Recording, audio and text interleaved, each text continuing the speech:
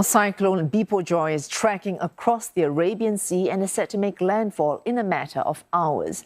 Indian officials say the speed of the storm has decreased, but they warn that dangers still lie ahead. More than 170,000 people in India and neighbouring Pakistan have been evacuated. Torrential rain and high-speed winds have been reported across parts of India, especially in Mumbai and Gujarat. Waves are already crashing against the coastline. Visibility is reduced in some parts to a dull grey mist.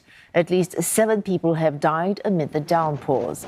The coastal town of Manvi appears deserted after tens of thousands of people in vulnerable communities were forced to flee. Most shops are shut, so people in search of food and water are crowding into the few places that are still open. Forecasters have warned that Biparjoy, which means disaster in Bengali, could tear down power lines and destroy homes and crops. The cyclone could hit between India's Gujarat and Karachi in Pakistan after 9 p.m. local time. That's 11:30 p.m. Singapore, Hong Kong time. And Rebecca Bundan joins us live from Mumbai. Rebecca, we've seen the footage of pictures of intense tidal waves and reports of that across several parts of India. Any signs of major flooding or damage so far?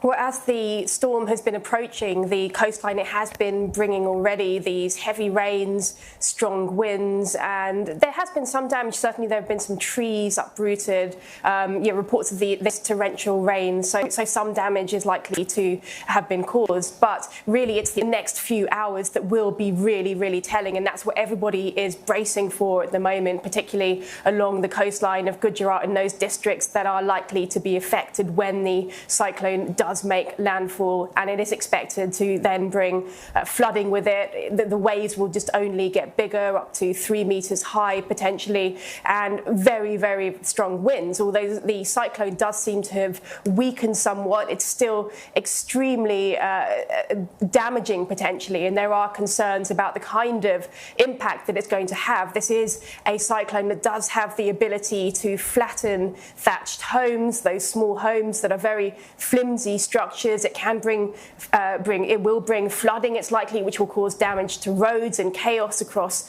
roads in those areas. And then it can also affect power infrastructure and telecoms and water supplies as well. So those are really the concerns at the moment. And there are teams on standby from the Navy, from the other armed forces, from the Air Force, from the Army. The Coast Guard as well has deployed ships and helicopters that are at the ready to conduct rescue and relief operations. So all these teams are on standby at the moment, just waiting. They're all prepared and bracing for the cyclone, which is going to make impact any time in the next few hours, really. So just everybody is at the ready now. Oh, Rebecca, to preempt this rescue and relief, 170,000 we're told. That includes both in India and Pakistan, people being moved away from their homes, evacuated. What provisions have governments made, at least on the Indian side, to look after these people and shelter them?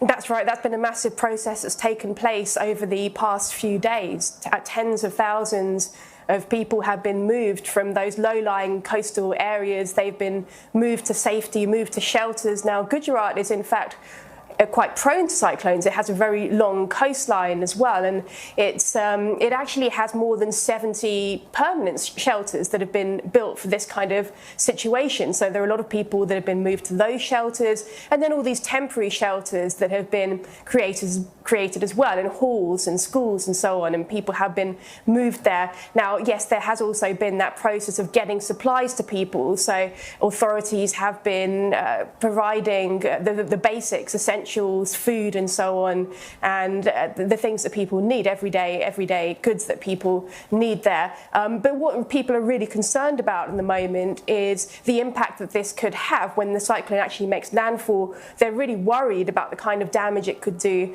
to their homes, to crops and so on. How will their livelihood be affected? So that's really what they're concerned about right now.